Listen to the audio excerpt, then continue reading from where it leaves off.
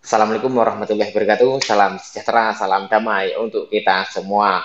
Video kali ini saya akan mengoreksi lagi masalah kegiatan dan makanan Anda sehari-hari. Ini saya ambil dari kolom komentar dari saudara kita yang akunnya bernama Indah Lestari. Assalamualaikum Mas DJ. Waalaikumsalam. Aku baru nemu video Mas DJ sekitaran 1 minggu ini dan udah nonton beberapa video Mas DJ. Aku sudah jalan sore walaupun sebentar-sebentar nonton setelah nonton video Mas DJ. Selama ini kadang pagi atau sore aku stretching, yoga, SKJ, berjemur, tapi memang seminggu itu ada yang bolong.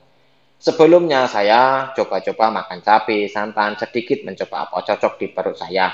Karena sebelumnya saya nonton mentor sebelah, katanya kita jangan pantang makanan dan harus coba makanan dan pahami mana yang cocok di lambung dan kita harus peka. Nah, saya kalau 1 kali makan sambal nggak apa-apa, kalau 2 kali ada sensasi. Dan sekarang saya cuma makan sayur rebusan, tumis wortel, sedikit minyak, cuman 1 sendok teh minyak gorengnya dan telur rebus. Pertanyaan saya, Mas DJ, kenapa perut di atas pusat sering pegal dan nyut-nyutan dan pusat saya berdenyut-denyut kadang-kadang sampai ke pinggang kiri. Ini lebih terasa menjelang subuh. Kenapa ya, Mas? Ini nyut-nyutan ini maksudnya nyeri atau kedutan. Biasanya kita para penderita asam lambung ini memang sering kedutan ya, nyeri-nyeri. Sebetulnya untuk saudara kita Indah Lestari ini banyak sensasi yang dirasakan ini sebetulnya ya bukan hanya ini saya rasa ya banyak sekali. Nah mungkin yang dia teliti baru ini. Nah ini mengapa seperti ini? Jawabannya ya karena belum sembuh. Nah terus dia mencoba-coba makanan pantangan. Nah, saya sudah beberapa kali saya bilang, ini ingat-ingat lagi, pantangan utama para penderita asam lambung yang belum sembuh itu adalah cabai yang pedes-pedes, termasuk merica, yang terlalu pahit, yang terlalu manis, yang terlalu gurih, yang terlalu asin, yang berminyak. Jika minyaknya hanya sedikit, mungkin kerupuk itu kan sedikit, itu boleh sesekali, 2 hari sekali atau 3 hari sekali. Tetapi jika kondisi kita masih terlalu parah ya jangan dulu. Nanti kalau sudah mulai membaik, boleh mencoba kerupuk. Terus santan, buah-buahan yang kecut atau yang asam, terus buah yang mengandung atau sayuran yang mengandung gas, duren, sayuran tadi yang nanas itu walaupun tidak mengandung gas dan rasanya manis tapi itu sangat luar biasa efeknya jika kita makan. Jeruk nipis, lemon itu kecut, asam. Nah, jadi di perut itu tidak nyaman. Dan minumannya itu kopi, teh, coklat. Nah, minuman yang coklat ya dari coklat. Mau makanan yang coklat atau minum es krim apa-apa yang coklat. Nah, jangan. Roti yang ada coklatnya, jangan. Ini membuat dawa kita panas nanti. Karena itu mengendurkan katup isofagus. Nah, mulut kita akan terasa asam, pahit. Saya sering merasakan itu. Karena memang saya suka coklat. Saya dari sebelum terkena asam lambung, saya memang rajin. Oh, rajin. Pokoknya gemar lah saya makan coklat.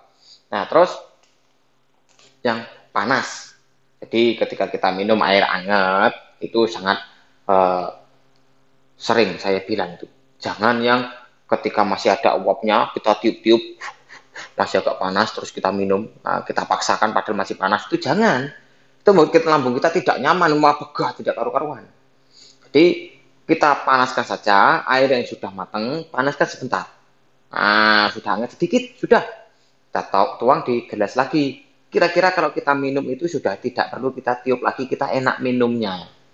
Nah, itu saja. Hanya lebih tinggi sedikit suhunya dibanding suhu ruangan. Terus yang dingin, es. Nah, ini es ini jangan dulu. Karena panas dan minuman dingin ini sama-sama memicu naiknya asam lambung. Nah, asam lambung itu memproduksi supaya suhu kedua minuman ini bisa netral. Nah, ini kan memerlukan tambahan cairan. Ya ini cairannya apa? Asam lambung. Nah, sedangkan lambung kita masih belum sembuh. Itu untuk minuman.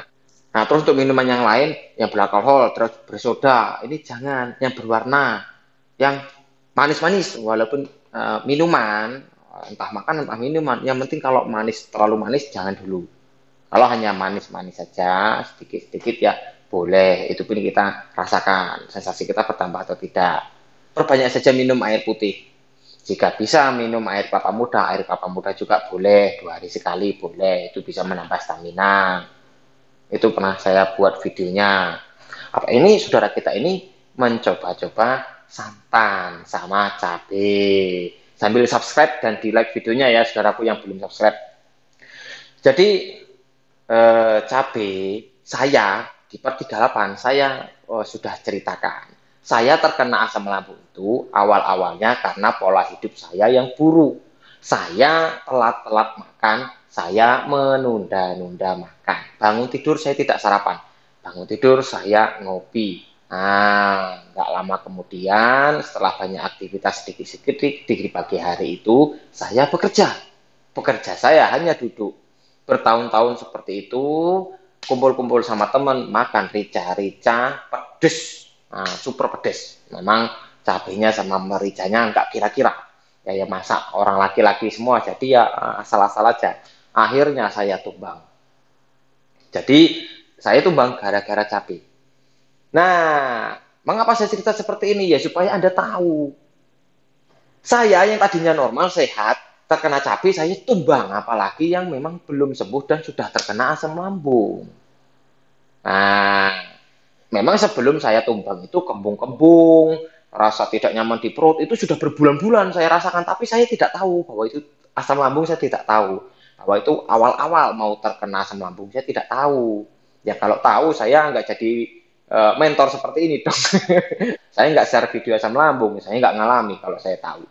Nah, maka dari itu, hindari dululah cabai. Sudah sangat sering saya bilang, cabai itu gampang sekali membuat kita itu bertambah sensasi. Perut kita bertambah gemerucuk, rasa panas, sendawa ya tahu panas, tahu-tahu mulut asem, terus BAB ya kadang sering cair, yang dibilang diare, mencret dan sebagainya itu. Jantung deg-degannya bisa bertambah, keling-kelingannya bisa bertambah gara-gara cabai dan santan. Dan cabai dan santan ini lebih cepat reaksinya dibanding yang digoreng. Kalau yang digoreng jeda beberapa jam atau bisa sampai sehari. Tetapi kalau santan dan cabai dan makanan yang kecut-kecut ini biasanya langsung. Hanya perlu waktu 10-15 menit itu langsung ada reaksi di perut kita. Nah, ini bisa sampai besok. Nah, makanya hindari dulu. Untuk apa lo kita makan yang kira-kira ini tidak membuat lambung kita nyaman? Sudah sangat sering saya bilang, perbanyak makan makanan yang sudah nyaman. Sebenarnya gini, 4 sehat, 5 sempurna, itu tidak harus santan, tidak harus cabai, gitu loh. Selain itu, yang kira-kira nyaman, diperbanyak loh. Jangan misalkan ini tadi mendengarkan dari mentor sebelah. Mungkin yang disampaikannya itu untuk yang sudah mulai sembuh, bukan yang masih terlalu sering rasa lemah, sering merasa kembung ini masih 24 jam itu masih merasakan kembung terus. Nah, itu hindari dulu. Kalau sudah mulai sembuh, sudah bisa bekerja, sudah aktivitas, sensasi hanya sedikit-sedikit. Nah, ketika ingin mencoba makanan pun, pernah saya jelaskan di part 53, itu memang badan kita pun harus dalam kondisi fit, paling fit. Misal dari 2-3 hari yang lalu, dibanding hari ini lebih enak daripada 3 hari yang lalu, misal. Nah, baru hari ini kita bisa mencoba. Itu pun jangan dulu cabai, jangan dulu santan, mending yang digoreng dulu. Itu pun diperas dulu, kita makan. Dan biasanya juga masih ada sensasi. Saya yakin masih ada sensasi. Nah, walaupun tidak seberapa kembung, tetapi tahu-tahu tuh cemas mendadak. Besok-besok itu kok tahu-tahu kayak seperti melamun, ngapa. Padahal gara-gara salah makan. Nah, ini jarang sekali diketahui. Sepertinya makan gorengan, oh sudah tidak apa, tidak ada sensasi. Tapi pikiran kok tambah cemas. Pikiran itu tambah semerawut, nggak tahu apa, nggak jelas alasannya, tahu-tahu pikiran itu kok semerawut.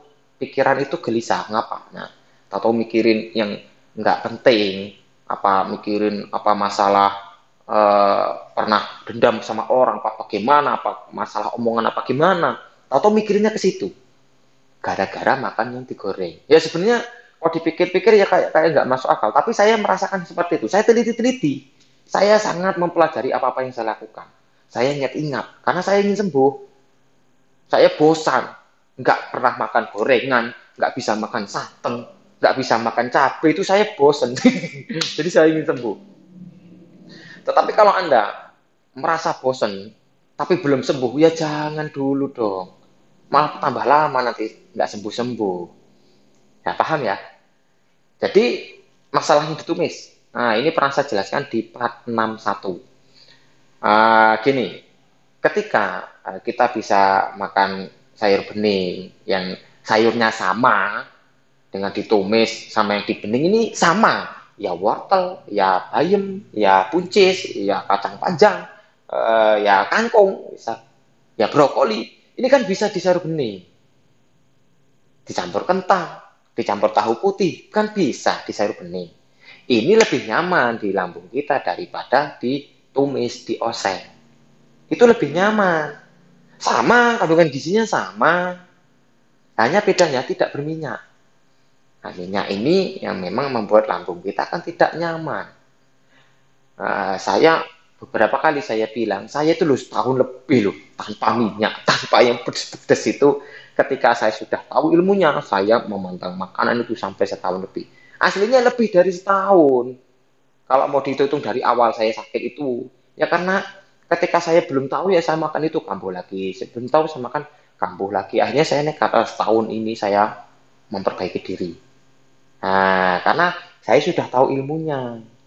Kalau belum tahu ilmunya, hanya kita berharap sembuh saja, ya sulit. Kita harus, mau nggak mau kita harus belajar untuk mempelajari diri kita. Nah, terus masalah jalan sore, nah, yoga, stretching, SKJ. Ini saya harap Anda tetap rutin, terutama jalan sorenya. Karena kalau jalan sore itu kan kita terkena matahari.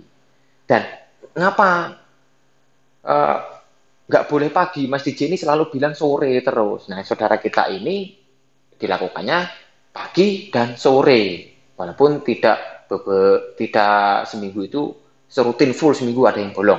Nah, terus mengapa hanya jalan sore tidak pagi? Gini, kalau kita pagi bangun tidur sudah sarapan, terus masih ada sensasi itu kan habis makan, habis sarapan. Terus nggak lama kemudian kita jalan-jalan, kita berjemur. Ini akan membuat kita agak lebih lelah di siang harinya sampai ke sore. Karena apa? Setelah kita jalan-jalan pagi, siang pun kita masih banyak aktivitas. Ya masih mengurus rumah, yang sekolah yang mungkin masih sekolah, yang harus bekerja yang masih bekerja, gitu. Nah, ketika saya sarankan di part 32, itu yang dari terparah sampai yang sudah sembuh pun, sudah merasa sembuh, rutinkanlah jalan sore, disesuaikan. Jika belum bisa mampu jalan sore, duduk dulu, berjemur dulu, seminggu atau 10 hari, berjemur saja setiap sore sekitar habis asar. Itu berjemur dulu, setengah jam, apa 15 menit. Ya kalau masih agak keling-keliung, masih terlalu parah, ya 5 menit dulu lah. Besok 10 menit. Besoknya lagi tetap 10 menit. Terus besoknya lagi ditambah 15 menit, 20 menit, terus gitu. Lama-lama ketika sudah lewat dari 10 hari, sudah mulai enakan, sudah mulai bisa berjalan, ya berjalan. Oh saya belum bisa masih di sini kalau hanya 10 hari, saya belum mampu. Ya 2 minggu nggak apa-apa, berjemur dulu selama 2 minggu. Habis itu jalan. Sedikit-sedikit. 10 meter, istirahat dulu. Itu pasti udah deg-degan, napas pendek, kembung, keliung-keliung. Nah, hanya 10 meter. Makanya itu jangan langsung jauh. Nanti ketika jauh setelah jalan sore, sejam atau 2 jam setelah jalan sore, badan kita bisa terasa drop, terasa kambuh. Kenapa? Kelelahan. Di part 41 sudah saya jelaskan, kelelahan itu adalah salah satu penyebab kita kambuh. Sudah habis makan cabai, kelelahan pula, kambuh. Gitu. Jadi kita harus paham. Disesuaikan, tidak usah ngoyo, yang penting rutin. Jika mau hujan ya sebelum hujan lah kita berjemur, jalan-jalan sebelum hujan. Tapi jangan jauh-jauh dari rumah, biar nggak hujanan. Setelah kelihatan sudah hujan ya masuk rumah. Nah, jadi gini, untuk 24 jam di keseharian kita itu, kalau bisa itu selalu hindari dingin. Buat badan kita itu selalu gerah, itu malah lebih baik daripada kita terkena dingin. Nah, ini di pagi hari merasakan nyeri-nyeri, mungkin nyut-nyut, entah kedutan, entah nyut-nyut nyeri. Nah, di pagi hari itu ya suhu udara kan turun. Maka dari itu kan saya sarankan jalan sore, karena sore, malam, pagi ini suhu udaranya turun, ini lama. Naiknya nanti mulai lewat jam 7, jam 8 terus, mulai jam-jam 3-an itu, jam-jam 3 sampai jam 4 itu udah mulai turun lagi, sampai sore, sampai maghrib, malam, pagi, mau terus muter seperti itu. Nah, untuk persiapan ketika yang suhu udara turun ini, kita jalan sore. Karena juga terkena matahari, berjalan, sangat membantu pencernaan. Kita enak minum, banyak-banyak minum. Misalnya habis ngapain, bentar-bentar minum. Nggak apa-apa, seteguk, 2 teguk. Sejam lagi, minum lagi, seteguk lagi. Setengah jam lagi, minum lagi, seteguk lagi. Nggak apa-apa. Karena banyak minum itu sangat mengurangi sensasi di lambung. Terutama bagi Anda yang sering bersendawa panas atau mulut terasa asam, kecut, pahit, itu banyaklah minum dan jalan sore. Biasanya akan cepat mereda. Nah, jadi kalau kita sudah jalan pagi, siangnya masih banyak aktivitas, kita juga melakukan aktivitas, sore sudah loyo, sore sudah capek, sudah males. Terus nggak jadi jalan sore, malam kita rasa agak dingin, pagi banyak sensasi lagi. Terus gini, pagi itu cepet-cepetlah sarapan. Di part 66, part 30, banyak sekali video-video ya di sebelum-sebelumnya. Saya sangat menyarankan, kalau pagi itu cepet-cepet sarapan. Kalau belum ada nasi dikepel-kepel dimakan, gitu saja. Nah, ada yang nyaranin tajin, ini ya boleh silahkan. Yang penting bukan pantangan, yang penting pagi itu harus langsung ada isi. Begitu 10 menit atau 5 menit dari kita bangun tidur langsung ada isi. Nah, bagi yang muslim baru berwudu terus bisa sholat subuh. Atau menyiapkan telur rebus. Putih telur rebus itu bisa kita makan 2 butir setiap pagi boleh. Tapi ya disesuaikan. Oh mas, saya makan telur terus, saya ini ada kolesterol, ya jangan banyak-banyak. Maka dari itu dipahami, video saya dipahami, diterapkan itu sesuai dengan kondisi kita. Oh saya makan bayam terus mas, saya kena asam urat. Saya ini sebelum terkena asam lambung memang sudah ada asam urat. Nah ini kok malah disuruh makan bayam, ya saya bisa kambuh. Ya jangan bayam, banyak sayuran yang lain. Nah, saya memberi contoh bayam karena memang di tempat saya paling gampangnya nyarinya bayam. Banyak tumbuh liar di tanah itu, malah saya yang suka yang itu daripada yang ditanam. Saya lebih suka yang tumbuh liar karena khas, ada aroma langu-langu, apa ya, bau-bau tanah itu. Kalau dimakan saya senang malahan. Nah itu dari kecil saya sering mengonsumsi bayam memang. Nah untuk Anda di daerah Anda apa yang gampang yang bisa di sayur bening? Apa brokoli, apa wortel, kentang, lu kan bisa di sayur bening. Nah, itu membuat kita nyaman, lambung kita tidak seberapa merasakan sensasi. Padahal makan yang itu, yang saya tunjukkan itu tadi aja masih ada sensasi loh. Karena memang belum sembuh. Apalagi kita nekat makan sambel. Nggak bisa hanya modal yakin saja. Yakin nggak kambuh yang dimakan sambel. Nah, cabai sama gorengan. Nah, habis itu ngopi, nggak bisa. Itu bukan yakin, konyol namanya. Jadi intinya tetap rutinkan saja, disimak video-video saya, apa-apa yang Anda perlukan itu insya Allah sudah saya jelaskan semua di video-video saya sebelum-sebelum ini. Jadi sambil Anda aktifkan notifikasinya ketika saya mengupload video terbaru untuk menambah wawasan dan menambah supaya kita itu tersugesti positif, itu Anda aktifkan notifikasinya. Nanti Anda bisa ketemu video saya yang terbaru gitu ya. Jadi kita harus semangat belajar. Yang jelas gini, saya membuat video seperti ini perlu Anda semua ketahui, ini bukan hanya sebuah konten, saudaraku ya. Saya ini memang benar-benar mengalami dan saya sudah bisa sembuh. Alhamdulillah, izin yang kuasa. Saya diberi kesembuhan. Ya, dengan cara-caranya apa? Ya ini saya bagi. Oh, jadi tidak perlu ini hanya demi konten saja, nggak perlu disimak ya. Anda nggak sembuh-sembuh. Sudah beberapa kali saya bilang, kita ini memang posisi sakit. Tapi kita harus termotivasi, kita harus selalu ingat, ada yang mementori, ini pentingnya orang sama begini. Karena bukan hanya di perut, di sini juga kena ini, di kepala. Ketika kita sudah tahu apa yang kita lakukan, walaupun posisi sakit, ya kita kan memang harus tetap selalu belajar. Karena kita belajar ini, menyimak video ini, seperti ini, ya bukan untuk siapa-siapa, ya untuk kita sendiri. Saya mempelajari diri saya, bagaimana cara-caranya, ini sudah saya bagikan.